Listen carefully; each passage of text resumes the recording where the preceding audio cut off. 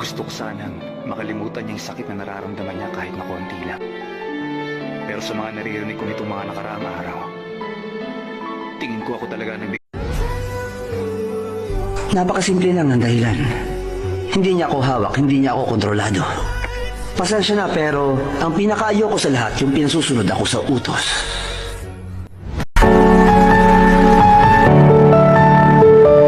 Naiinis na ako at pagod na ako sa mga taong ginagamit ako na para bang isang bagay.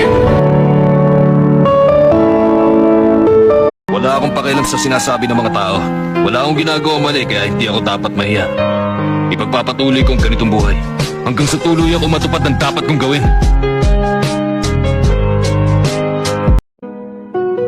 Dumating sa punto na hindi ko na alam kung sino ako.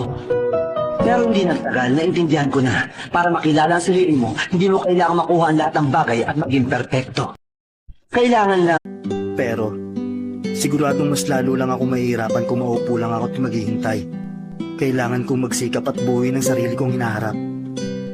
At hindi ako dapat matakot kung gawin ko man yun ang nag-iisa. Kapag inamin mo sa sarili mong hindi mo kaya, hindi ba parang sumuko ka na rin? Mali ka. Pinatawad mo lang ang sarili mo sa mga bagay na hindi mo kayang gawin ng mag-isa. May mga bagay na hindi mo kakayanin kung mag-isa ka. Hayaan niyong kwentuhan ko kayo ng konti, mga angal!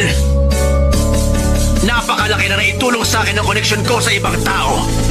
Pero dapat niyong malaman na ang koneksyon na yan... Nagagalit tayo kapag nasaktan. Ganon din naman kapag nakasakit tayo ng iba. Magagalit sila sa atin at makokonsensya tayo.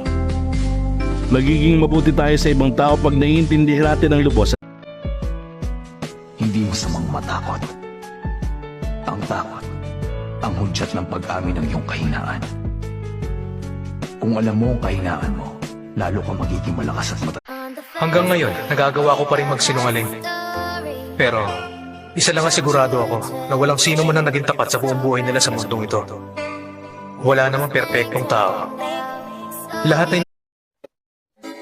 Siguro nararamdaman natin kailangan nating magtago para di masaktan. Kaya tayo nagsusuot ng maskara. Hindi mahirap intindihin kung bakit. Pero minsan...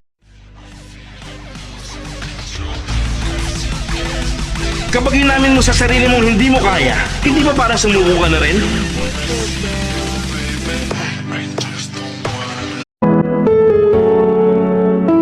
Madaling sabihin na salita ang pagpapatawad, pero hindi ganun kadaling gawin at maramdaman.